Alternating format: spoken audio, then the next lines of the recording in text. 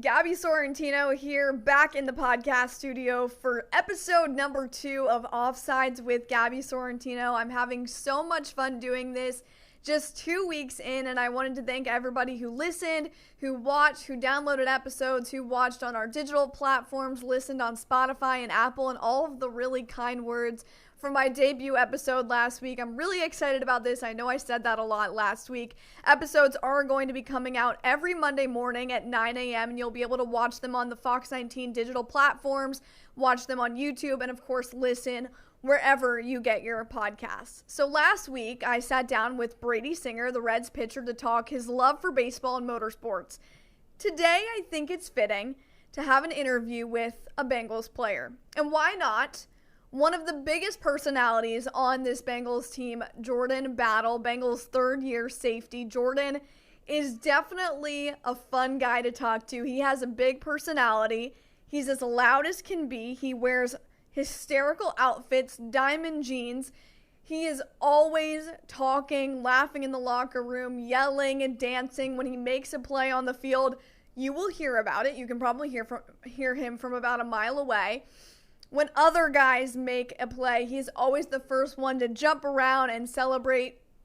Jordan is, I would say, probably one of the biggest vocal leaders in a very young Bengals DB room. Now, probably the biggest vet would be Geno Stone, but in year 3, Jordan Battle does have a lot to prove coming out of Alabama, playing under Nick Saban. He knows the talk around this Bengals defense last season. He knows what people were saying about the defense. Look, they didn't look great in Philadelphia at preseason game number 1. They have another chance to bounce back against the Commanders on Monday Night Football in preseason game 2. So I thought it was fitting that I sat down with Jordan Battle to talk about that, to talk about the defense, what they have to prove this season, how they go about bouncing back this season after having a not so great year last year, what he has to prove as a year 3 guy. Of course, we had to talk about playing for Nick Saban. He does have a really funny story that I'm excited for you guys to hear. We also talk about Jordan's personality a little bit, because this is what this is all about, getting to know guys off the football field. Of course, we still have to talk football because that's what he does, but we had to talk about his TikTok dances, about his gaming, because Jordan is really big on TikTok. He knows all the TikTok dances. He posts videos. We had him on Bengals Now last season, and he came up on the stage and did a TikTok dance. And let me tell you, everyone on the stage, in the audience, was dying. It was great. He's got moves, and he thanks his time growing up in Florida for those moves. So without further ado, here's my conversation with Bengals safety, Jordan Battle. All right, here with Jordan Battle. Jordan, you're about to start year 3. Can you believe it's going to be 3 years in the NFL? I can't believe it. Obviously, everything's going fast. First two years flew by, and then now year 3 with new opportunities, new blessings, and just can't wait to get out there. Yeah. Do you feel like just yesterday you were a rookie here coming and playing on this team? Yeah, for sure. Especially, just talking with guys, seeing guys leave, seeing guys, come in. It's just, just realizing that, the NFL is like basically a new team every year, a new room. And just appreciating, every year. And, it's been a fun journey meeting new guys, first year, got here, my vet was Mike Thomas, and then, and Mike Hill and guys like that. Last year, Mike Hill and Von Bell. So just seeing guys like that, meeting guys, guys who's been here. You just mentioned that, you came in, you had vets in your room the first 2 years. Now you're becoming one of those older guys in such a young DB room. What's that been like for you? Yeah, it's been cool. It's been a cool journey. Obviously, pretty sure every day you guys see me being loud, trying to create some energy, just trying to lead guys, with my voice, with my play, with my effort, and it's been cool. It's like college almost, being a young guy, starting early, and then having to have a voice, having to be that leader in the room, even though you're a young guy, I'm probably like the second, third youngest guy in the DB room, and like with me, DJ, and I think like Quan's another young guys. So yeah, it's been fun, being a young guy and then be able to have a voice and be able to lead a team. What is it about you that you are so vocal when you're out there? Every time you make a play, you let everybody know. Mm-hmm. Why? What does that come from? Why do you think I think that? that's just the Florida swagger. Growing up in Florida, that's what we do. We talk. That's how we compete. Okay. We talk. We get each other riled up, and then we go out there and compete. We have fun. And talking is a part of the game. Obviously, nowadays, you get flagged a lot for it, but it's something growing up watching the older players play the Ed Reeds of the world, the Chad Ochocinco's of the world, watching those guys talk, compete, and have fun. It's like a culture you can't play without. You guys had a little bit of a scuffle there in practice. Yeah. Do you think it's just you're sick of playing each other? Yeah, it's obviously sometimes things are gonna get a little chippy, a little rowdy when you're out there. It's hot. Guys are going full speed. Guys are getting tripped up. And obviously, somebody goes too hard one time, or hands in the face or something. Guys want to go at it. So our brotherly love. Get it out the way. On to the next play, and then we forget about it. You had a big season last year. What can people expect from Jordan Battle on the field this season? Yeah, just like you seen in practice, being vocal, leading guys, make sure everybody on the same page, making sure everybody, in the position to make a play. You want to cause turnovers. That's something we should see a big difference in this year. Cause turnovers, be on one page as defense. Be able to play fast, be able to communicate, be able to go out, and create the energy for the team. Start fast. That's what's been the motto the whole camp. Just start fast. I'm interested in your thoughts on this because, you guys did play some preseason snaps in Philadelphia. Mm-hmm. The plan is to play more in Washington. Is that something you like, to get out there and hit and, get out there in game speed during preseason to prepare for the upcoming season? Yeah, for sure. Obviously, we're going out, and coaches calling plays that, that are comfortable for us. Nothing crazy. We're not calling what we're going to be calling, in the regular season games. We're just calling something that allows us to play fast, a simple coverage that, can see that where we can see the basics, where they can evaluate the basics, which is tackling, communicating, alignment, assignment, being where you need to be in those calls. And then, it's something we like to do, in the preseason, see where guys at with tackling, see where guys at with aligning inside football, who are the guys we can trust out there, in those situations where we need them. So preseason is great for us always. We all know kind of the narrative around Bengals defense last season, right? Mm-hmm. What is going to be different this season? Yeah, just the swagger, the overall swagger of the defense. Al came in, first day, a lot of swagger, playing the music in the room, just making sure guys are up, making sure your guys are motivated for the day, make sure your guys got high energy for the day, which, kind of probably fed off him, that probably made me want to go out there every day and be loud. So, just seeing the swagger of this defense, seeing, the leadership, guys like, Logan, who's always been here, able to lead, talk, and be in a position to lead as well. Joe Asai, is gonna have a big role for us as well this year. He has a, Shamar Stewart came in, playing very well. He has Trey, on the side, giving him tools, everything he needs to do to get better as a rusher. And then, obviously we're young as a DB core. Got me, Gino, probably the vet of our group. Yeah. He's doing a great job with us as well. And Cam as well with the corner. So, just seeing how guys are stepping into those roles, stepping into those leadership roles, as a position, I feel like we're gonna be great. I know that you look forward to every game, but is there any specific ones that you're circling that you're looking at this season? Nah, just the one against the Ravens on my birthday. Okay. Really, December 14th. Okay. Gotta go out there and get a win. Gotta get a win for your birthday, right? For sure. Okay, I want to talk real quick about your time at Alabama. You played with so many stars there. Mm-hmm. Nick Saban. Do you have any good, fun Nick Saban stories, memorable, anything? I guess I remember one time, then going into my sophomore year in college, it's we first day at camp, and it's he's walking in the room.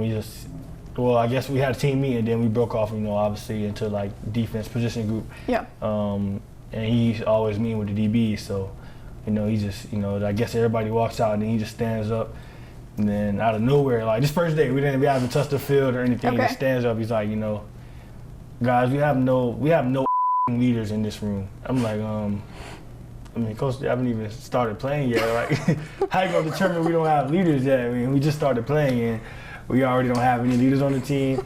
But yeah, he just goes off on us like, who's gonna be the guy to step up? I don't know who. Cause I mean, I guess he was just rallied up because the year before was when we played. That was my freshman year. We played Michigan in the Citrus Bowl. So we didn't have we had 2 losses. That's not up to par for Bama. So I guess he was just fired up because of that. And then I guess from there it was like I guess I had to be a leader. That was like when I really realized. Yeah. Was he like scary to you? Like if you got called into coach's office, were you scared? Nah, never. Not with him. Because I know me. I was a good You're just guy. like whatever. Yeah, I was a good guy. I didn't have nothing to be scared about. So well, I feel like he's kind of when you watch him, he seems like an intimidating guy, but obviously you know him. Yeah, personally. I just think it's just his love for the game. He loves the game. He goes home, live, breathe, eat football. I mean, has a film room at his house. Probably sits in front of that, sits in that room the whole day. So he's probably sitting in front of it right now. He's still not coaching. So that's just the guy he is. Let's have some fun with your personality. You're a big guy on TikTok. Sometimes. So I've seen the videos. I've seen the dancing videos. No, I mean I got a little dance moves. You do? That's the Florida in me. Okay. That's growing up. They just as a kid they throw you in the family reunions and at the family gatherings, just throw you in the middle until you start dancing to the beat. So, you just start going out there doing anything. And then obviously when you get older, you learn some new things, learn some new moves, and then be able to showcase it on a stage like this. If you weren't a football player, would you be like one of the TikTok influencers in one of the houses doing all the dances? I mean, I'll for sure try to start streaming, for sure. Okay. Like be a little streamer, like Snat, something like that, Duke Dennis, one of those guys. Okay. That's one thing. I like watching streamers. I like to see them, engage with the fans every day. Sit in front of the fans. Talk to the fans. Go out, do fun things. Just keep. There's a lot of people in this life that's in this world that just sit at home. So however you can entertain them, I applaud them for that. Well, I think you'd have the perfect personality for it. Would you have a name, like a streamer name? Have you ever thought of that? I never thought of that, but I mean. I had to think on that. Okay. I'll probably just be Jordan for. Okay. With like the video games and the streaming and everything, what do you do? What games do you play the most? A lot of sports games. I'm pretty diverse. I play everything. I play GTA. Yeah. GTA RP. Yeah. I don't know if a lot of people know what GTA RP. It's like GTA. I mean, but like I have no idea. Yeah, it's like role play. Okay. I play Call of Duty. College football. Yeah. NBA 2K, FIFA. Okay, everything. So, I play everything. I'll be all Is that a way for you to kind of decompress from here, from football, and just kind of get out of this world and into another world? Yeah, not only just decompress. I don't see a lot of my friends from home a lot, so that's how we talk. Either on FaceTime, group chats, or on the game. We get on the game, play the game together. So that's a good thing. That's a good time to catch up with them as well. Yeah. So just see how they doing and everything. What else does Jordan Battle do outside of being an incredible athlete and football player? I like to fish too. When I go home, I always fish. I always catch some fish, take on to my mama so she could cook it. Some snapper, some jack, whatever we can catch that's keepable. Obviously. It's really it, just fish, work out, play the game. Do you miss home pretty often? Yeah, but no. I mean, because my parents are very into it. My parents very supportive. My brother's very supportive. So I've seen all of his tweets. He's into it more than me. He's into it more than me. It's like connected. He's on the team and I'm not. Yeah. He'll tell you everything that's going on, and you're like, wait, what do you mean? I was there. Yeah, everything. They come to most of the games. Okay. They probably missed like 4 games in total since I've been in the league. So I see them a lot. So that is my home, my people. My auntie comes sometimes as well. My cousins, even close friends of the family, they come and support me a lot. So I have a very supportive family and friends. So I'm thankful for that. A lot of people don't get that. A lot of people don't have the parents to come support them, or some people don't talk to their parents. So I'm just thankful for them. All right, Jordan. Well, thank you so much for your time. That was fun. I had a good time. Thank you. So I said in my intro that I thought that Jordan Battle was one of the top personalities on this Bengals team, and I'm sticking with it because Jordan is always a great guy to talk to in the locker room. He'll tell you what's going on straight. He has good answers, but he's also hysterical. He's one of the funniest guys to talk to. I know we always enjoy interviewing Jordan, and it's fun to get to see the other side of him, the guy that's so into gaming and so into TikTok and social media. I definitely think that if he weren't a football player, he'd be one heck of a social media influencer. I could see him doing the TikTok dances all day, doing brand deals, doing stuff in the TikTok houses. I think he would be absolutely perfect for that. But like we talked about, this defense has a lot to do this season. Jordan has a lot to prove this season, and it's a big year 3 for him on this team. And I'm looking forward to seeing what he can do, what this DB room can do, because they are very young, but I do think that brings a different edge to them this season, and I'm really looking forward to the defense showing up under Al Golden and showing out this season, not allowing 30-plus points a game like they did last season. They've got to help the offense out, and I think that they have a good chance to be able to do that this year. So I'm really looking forward to watching that develop, watching Jordan Battle throughout the season, watching such a fun and lively DB group. They've been so energetic at training camp. They've had so much energy whenever someone makes a big play. They jump up and down. They celebrate. They're making big plays in training camp. Now, can it translate to the regular season when they're facing other good offenses, because they do face some really good quarterbacks and some really good offenses early on this season? There's going to be tests. So can the Bengals defense rise up to the challenge? That's the question. That's what a lot of us are looking for this season. So much fun with Jordan. I'm so glad that he came on Offsides to be a guest this week. A big Monday Night Football game with the Commanders. If you're watching or listening this Monday morning, you know that game coming up in just a few hours. But thank you so much for listening or watching episode number 2 every Monday at 9 a.m. Looking forward to next week's episode. For now, thank you so much, guys. I really hope you're enjoying this. I'm Gabby Sorrentino, and this is Offsides.